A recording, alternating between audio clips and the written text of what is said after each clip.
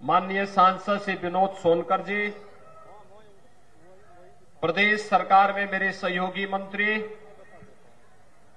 Shri Siddharthnath Singh ji, doctor Neelkanth Tiwari ji, Shri Sanjeev Gaur जी, श्री धर्मवीर प्रजापति जी, आज के इस कार्यक्रम में उपस्थित सोनभद्र के जिला के प्रभारी श्री अशोक चौरसिया जी, भारतीय जनता पार्टी के जिला के अध्यक्ष अजीत चौबे जी, क्षेत्रीय उपाध्यक्ष दिलीप पटेल जी, राकेश शर्मा जी, माननीय विधायक श्री भूपेश चौबे जी, अनिल कुमार मौर्य जी, हरिराम चेरो जी, जिला पंचायत अध्यक्ष श्रीमती राधिका पटेल जी, पूर्व सांसद छोटेलाल खरवार जी, विधान परिषद के पूर्व सदस्य श्री जयप्रकाश चतुर्वेदी जी, पूर्व विधायक श्री तीरथराज जी, पूर्व विधायक श्रीमती रूबी प्रसाद जी, चेयरमैन जिला सरकारी बैंक राजेंद्र प्रसाद पटेल जी, उपाध्यक्ष अनुसूचित जाति आयोग श्री राम नरेश पासवान जी, आज के इस कार्यक्रम में उपस्थित भारतीय जनता पार्टी के सभी पूर्व जिला के अध्यक्षगण, विधानसभा के प्रभारीगण, भारतीय जनता पार्टी और अपना दल के सभी पदाधिकारी कार्यकर्ता और उपस्थित भाइयों बहनों, जन विश्वास यात्रा आपके सोनभद्र में आई है और साथ में मेडिकल कॉलेज की सौगात भी आपके लिए लेकर के आई है।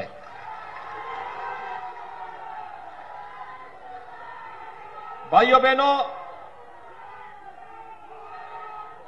सोनभद्र जिला प्राकृतिक संसाधन की दृष्टि से उत्तर प्रदेश का सबसे समृद्ध जिलों में से एक है,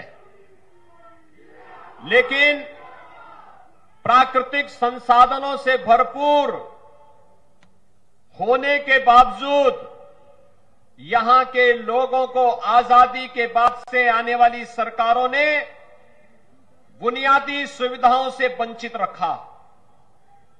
भाइयों बहनों, 2017 के पहले यहां पर किस प्रकार की अराजकता थी। गरीब को मकान नहीं मिलता था, स्कूलों की स्थिति अत्यंत जर्जर थी, खनन माफिया, भू माफिया, वन माफिया यहां पर हावी होकर के यहां के लोगों का शोषण करते थे और यहां की माताएं बहनें पानी के लिए तरसती रह जाती थी।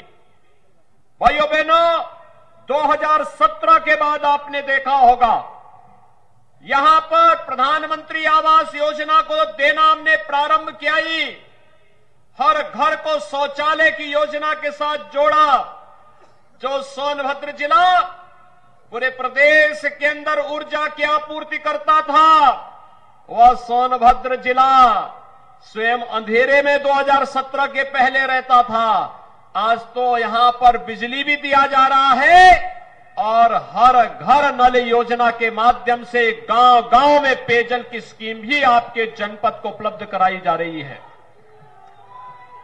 कोई सोचता था सोनभद्र में भी मेडिकल कॉलेज बनेगा, लेकिन भाइयों बहनों, अब तो आपके सोनभद्र जिले में भी एक नया मेडिकल कॉलेज बन रहा है। आज उसका शिलान्यास भी हमने कर दिया है। मंच पर आने के पहले मैं अपने विधायकों के साथ, मंत्रियों के साथ इसी कार्यक्रम को संपन्न कर रहा था और इसलिए मैं इस अवसर पर आप सबको बधाई देता हूं कि जो कभी आपके पूर्वजों ने सोचा होगा कि लखनऊ में पीजीआई और केजीएमयू की तर्ज पर एक मेडिकल कॉलेज अगर सोनभद्र में भी होता तो यहां के लोगों को बीमारी के समय में इधर उधर भटकने की आवश्यकता नहीं पड़ती। लेकिन अब वह सपना भी साकार कर दिया है, क्योंकि डबल इंजन की सरकार है।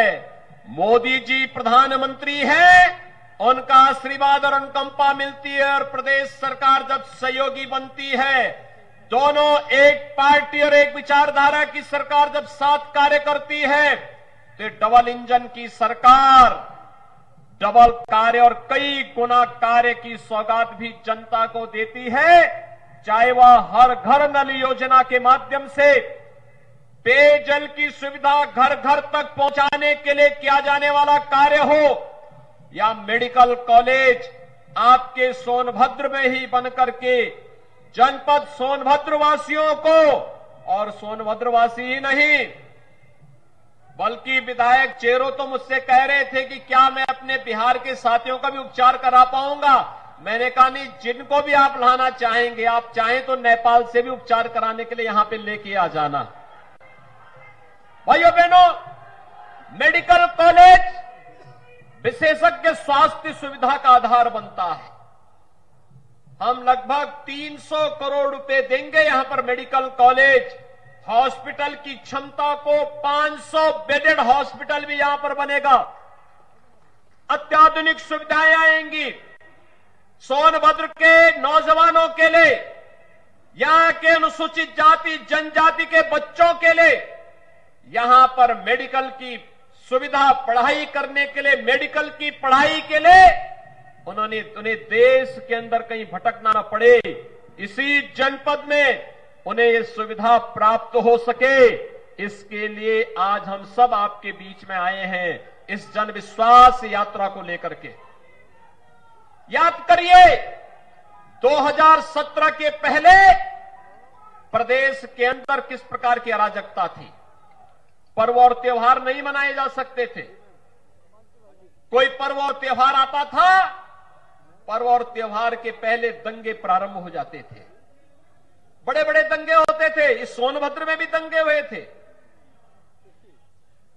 जन्माष्टमी का जुलूस नहीं निकलने दिया जाता था, नवरात्रि में दुर्गा मां की पूजा नहीं करने दी जाती थी, रामलीलाओं के आयोजन को रोका जाता था, कावड़ यात्रा नहीं निकलने दी जाती थी, पर्व और त्योहारों को हर प्रकार से व्यवधान डालने का प्रयास होता था। लेकिन भाइयों बहनों, अब तो दंगाइयों को जहां जाना था वहां पहुंचा ही दिया गया है। कोरोना भी आपके पर्व और त्योहार को नहीं रोक पा रहा है। कोरोना को भी इतना प्रभावी अंकुश लगाया गया है कि दीपावली आपने आनंद के साथ मनाई, विजयादशमी का आयोजन पूरी भव्यता के साथ पूरे प्रदेश और देश के अंदर मनाया गया, रामलीलाओं के आयोजन हुए, कहीं भी कोई समस्या नहीं। और यही नहीं, अभी आपने देखा होगा पहले की सरकार और अब की सरकार में अंतर साफ है, फर्क साफ है। पहले राम भक्तों पर गोलियां चलाई जाती थी और अयोध्या में अब राम मंदिर के भव्य निर्माण का कार्य प्रारंभ होता है। यही अंतर है। पिछली सरकारें राम भक्तों पर गोली चलाती थी, वर्तमान सरकार राम भक्तों पर पुष्प वर्षा करती है और भगवान राम के भव्य मंदिर के निर्माण के कार्य को आगे बढ़ाने का कार्य करती है। पिछली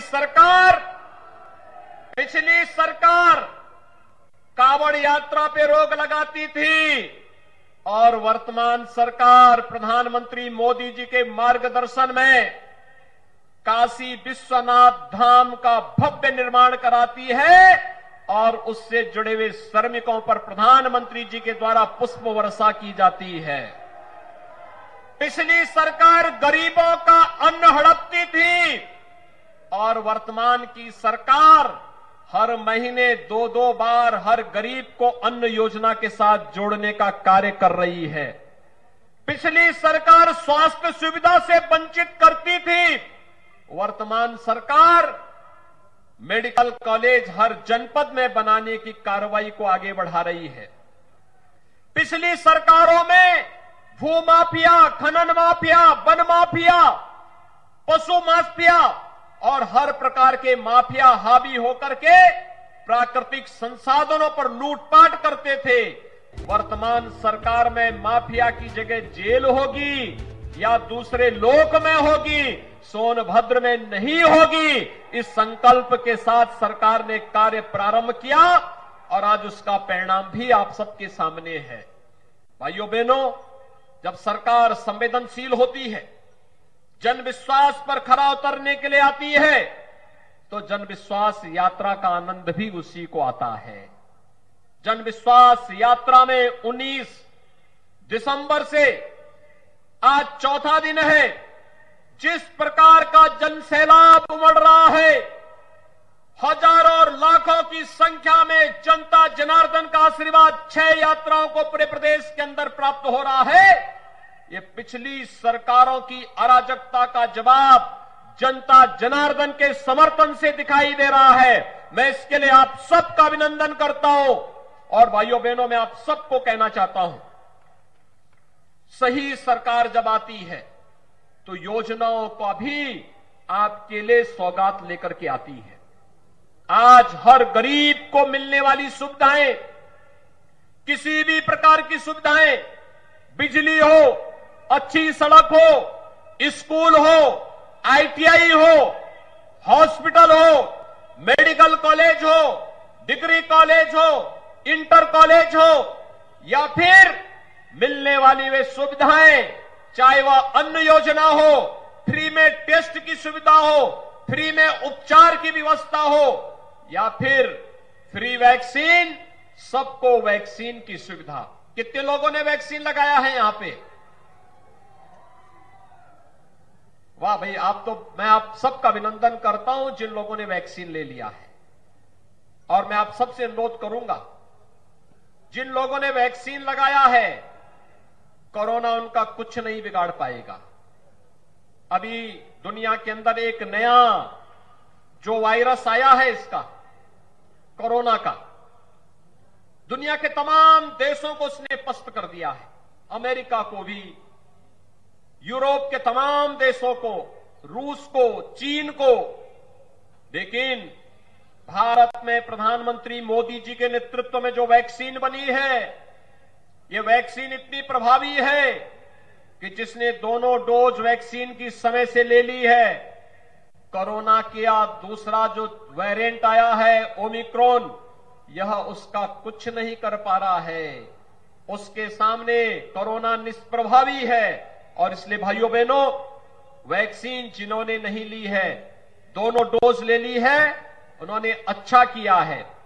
जिन्होंने एक लिया है वे दूसरा डोज भी जरूर ले लें। और जिन लोगों ने अभी नहीं लिया है, उनसे भी मैं कहूंगा कि वे अपने लिए भी, अपने परिवार की सुरक्षा के लिए भी और समाज की सुरक्षा के लिए भी दोनों डोज जरूर ले लें, समय से ले लें, जिससे हम लोग थर्ड वेव को आने से पहले रोक सके। लगातार सरकार कार्य कर रही है। ये जो सुविधाएं हैं जिनके बारे में अभी श्री कौशल किशोर जी बता रहे थे, हमारी सरकार ने तय किया है, ये थर्ड वेव को देखते हुए हम लोग महीने में 2 बार हर गरीब को फ्री में राशन देंगे। और अब राशन के साथ साथ महीने में 1 बार हर राशन कार्ड धारक को 1 किलो दाल भी देंगे, 1 किलो खाद्य तेल भी उपलब्ध कराएंगे, 1 किलो नमक भी उपलब्ध कराएंगे और अंत्योदय कार्ड धारक को 1 किलो चीनी भी उपलब्ध करवाने का कार्य करेंगे। भाइयों बहनों, इसके साथ ही जितने भी मजदूर हैं, श्रमिक हैं, वे श्रमिक, चाहे वह रजिस्टर्ड मजदूर हो, चाहे वह अनरजिस्टर्ड हो, खेतीहर, कार्य करने वाले श्रमिक हो, मनरेगा मजदूर हो, कुली हो, पल्लेदार हो, ठेला खोमचा रेड़ी लगाने वाले हो, इन सबको भी अगले 4 महीने तक लगातार 500 रुपए हर महीने भरण पोषण भत्ता के रूप में अन्न योजना के साथ जोड़ने के साथ साथ 500 रुपए अतिरिक्त घर के खर्चे के लिए अतिरिक्त सरकार उपलब्ध कराएगी, जिससे वह इस तीसरे वेव को रोकने में भी अपना योगदान दे सके। सरकार ने यह भी तय किया है कि निराश्रित महिलाएं यानी विधवा महिलाएं, जिनको विधवा पेंशन मिलती थी, उनकी पेंशन की राशि को हम दुगना कर रहे हैं, दुगनी राशि उनकी स्वीकृत कर दी गई है। सरकार ने भी तय किया है वृद्धावस्था पेंशन प्राप्त करने वाले वृद्धजनों के लिए पेंशन की राशि दुगनी करके वह राशि भी उनको देने की कार्रवाई प्रारंभ हो रही है। दिव्यांगजनों की पेंशन की राशि को हमारी सरकार ने 300 से पहले 500 किया और अब 500 से हर महीने 1000 रुपया हर दिव्यांगजन को सरकार पेंशन देने का कार्य करेगी, जिससे किसी दिव्यांगजन को किसी के सामने हाथ फैलाने की नौबत ना आने पाए। और यही नहीं, कोरोना कालखंड में प्रथम और द्वितीय वेव के समय आशा वर्कर, आंगनबाड़ी, एएनएम, इन सब ने बहुत अच्छा काम किया और ग्राम प्रधान ग्रामीण क्षेत्र में निगरानी समिति के अध्यक्ष थे। हम लोगों ने पंचायत प्रतिनिधियों के भी मानदेय में वृद्धि करने के साथ साथ उनके अधिकारों में भी वृद्धि कर दी है। अब उनके लिए अपनी कार्य योजना बनाने के लिए इंतजार नहीं करना पड़ेगा। गांव के विकास की कार्य योजना बनाई, पैसा रिलीज हुआ और विकास का कार्य धड़ाधड़ आगे बढ़ता हुआ दिखाई देगा। विकास का कार्य रुकेगा नहीं। उनका मानदेय बढ़ेगा तो वे आसानी से जनता को सुविधाएं देते हुए कार्य करते हुए दिखाई देंगे। हर ग्राम प्रधान को अधिकार भी दिया गया है, अगर गांव में कोई व्यक्ति बीमार है, कोई उसका देखभाल करने वाला नहीं, उसके उपचार के लिए तत्काल ग्राम प्रधान निधि से पैसा उपलब्ध करवा देगा।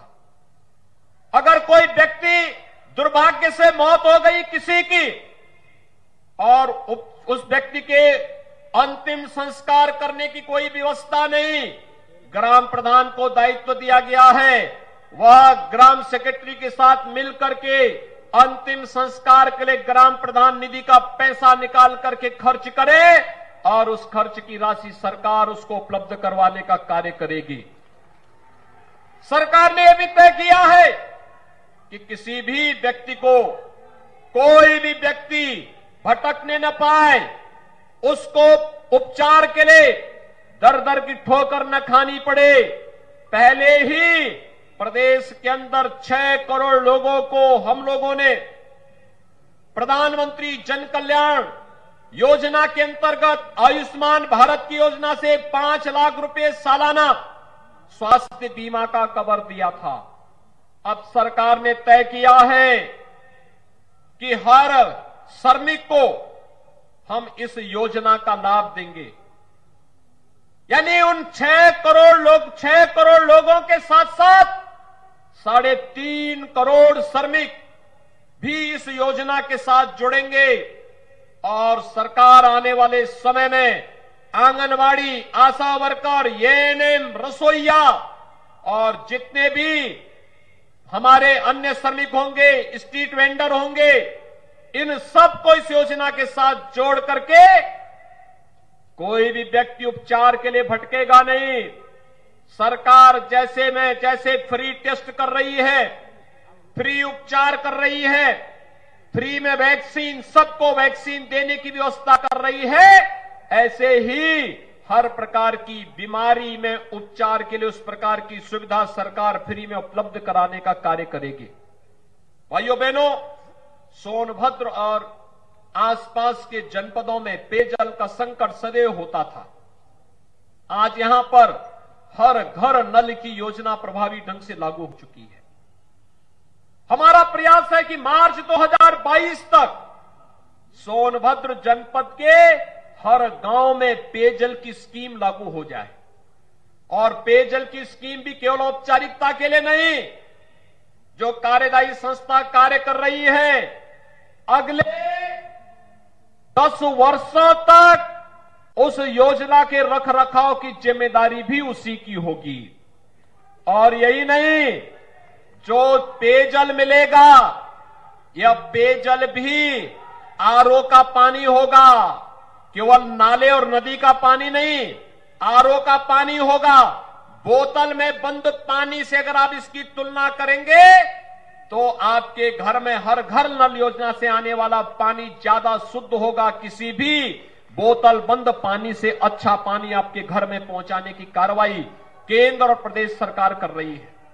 और इसीलिए भाइयों बहनों, आज हम सब आपके पास आए आपसे कहने के लिए, एक तरफ जनता के हित में कार्य करने वाली सरकार, गरीबों को उनका हक देने वाली सरकार, विकास की बड़ी बड़ी परियोजनाओं को आपके जनपद में और प्रत्येक जनपद में पहुंचाने वाली सरकार, मेडिकल कॉलेज हो या डिग्री कॉलेज, आईटीआई और पॉलिटेक्निक हो या हॉस्पिटल के निर्माण को कार्य करने वाली सरकार। अभी तो हम लोग सोनभद्र में वायु सेवा से भी जोड़ने वाले हैं। यहां का एयरपोर्ट भी बहुत जल्दी का निर्माण कार्य पूरा हो जाएगा। यहां के हमारे विधायक और सांसद लगातार हमसे इस बारे में कहते थे, युद्ध स्तर पर कार्य चल रहा है और बहुत शीघ्र सोनभद्र का एयरपोर्ट भी प्रारंभ होगा। तो सोनभद्र में ही बैठ करके लखनऊ और दिल्ली की यात्रा और मुंबई की यात्रा सोनभद्र से ही आप 1 घंटे के अंदर कर लेंगे। जो यात्रा अब तक आपको पहुंचने में 8, 10, 12 और 15 घंटे लगते थे, भाइयों बहनों, आने वाले समय में इस यात्रा में 1 घंटे के अंदर इस दूरी को तय करने में आपको मदद मिल जाएगी। और इसीलिए आज मैं आपके बीच में आया हूं। ये जन विश्वास यात्रा इन कार्यों की उपलब्धियों को लेकर के आपके बीच आई है। आपने आशीर्वाद दिया, हर गरीब को मकान मिल रहा है। आपने आशीर्वाद दिया, हर गरीब को शौचालय मिल गया है। आपने आशीर्वाद दिया, हर गरीब के घर में बिजली का लट्टू लटक करके बिजली दे रहा है। आपने आशीर्वाद दिया, हर गरीब को पेंशन की सुविधा से जोड़ने का कार्य हुआ और पेंशन की राशि भी दुगनी कर दी गई। आपने आशीर्वाद दिया, हर विधवा की पेंशन की राशि दुगनी कर दी गई। आपने आशीर्वाद दिया, इस सदी की सबसे बड़ी महामारी का सामना सरकार ने जनता को के जीवन को बचाते हुए उनकी जीविका को भी बचाने के कार्य के साथ बेहतरीन प्रबंधन का कार्य किया। आपने आशीर्वाद दिया, हर घर नल योजना यहां लागू हो गई। आपने आशीर्वाद दिया, मेडिकल कॉलेज की सौगात सोनभद्र को मिल गई। एक तरफ वह सरकार जो डबल इंजन की है, आपका इशारा समझते ही विकास की योजना को लेकर के आपके पास पहुंचती है। और दूसरी तरफ ये लोग भी थे, कोई नौकरी निकलती थी तो महाभारत के सारे रिश्ते वसूली में निकल पड़ते थे। कहां चाचा, कहीं भतीजा, कहीं और कोई नातेदारी रिश्तेदारी, ये सभी निकल पड़ते थे वसूली पे। प्रदेश के युवा उससे वंचित रह जाता था। कहां वे लोग? पर्व और त्योहार आते ही दंगे प्रारंभ हो जाते थे और माफिया हावी हो जाते थे सभी संसाधनों पर। भाइयों बहनों, आज आपने देखा होगा दंगाई प्रदेश के अंदर आज के दिन पर कहीं सिर नहीं उठा सकता। कोई दंगाई प्रदेश के अंदर सिर नहीं उठा सकता। और यही नहीं, जो बड़े बड़े भूमाफिया गरीबों की जमीनों पर कब्जा करते थे, जो भूमाफिया, जो खनन माफिया व्यापारियों का अपहरण करते थे, जबरन खनन करने का कार्य करते थे, आज जब उनकी अवैध कमाई पर सरकारी बुलडोजर चल रहा है तो उनको भी लगता है कि अवैध कर रहे कार्य का नतीजा भी अवैध तरीके से उसका निस्तारण भी हो जाता है। और भाइयों बहनों, आज यही कहने के लिए आज हम सब आपके बीच आए हैं। ये जन विश्वास यात्रा एक बार फिर से आप जनता जनार्दन का आशीर्वाद प्राप्त करने के लिए भारतीय जनता पार्टी के द्वारा हर जनपद में, हर विधानसभा क्षेत्र में निकालने की कार्रवाई हो रही है। मैं आभारी हूं आप सबका। आपने यहां पर पिछले विधानसभा चुनाव में भारतीय जनता पार्टी के 4 विधायक जिताए थे। इस बार फिर से भारतीय जनता पार्टी के चुनाव चिन्ह पर भारतीय जनता पार्टी और सहयोगी दलों के प्रत्याशियों को जिताने की अपील के साथ यह जन विश्वास यात्रा आपके पास आई है। आप क्या आशीर्वाद देंगे? दोनों हाथ उठा करके एक बार मुझे बता दो अपनी ताकत।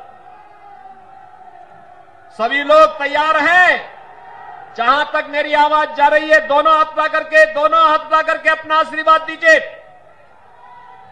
मेरे साथ बोलेंगे, भारत माता की, भारत माता की, भारत माता की, जय श्री राम, जय जय श्री राम।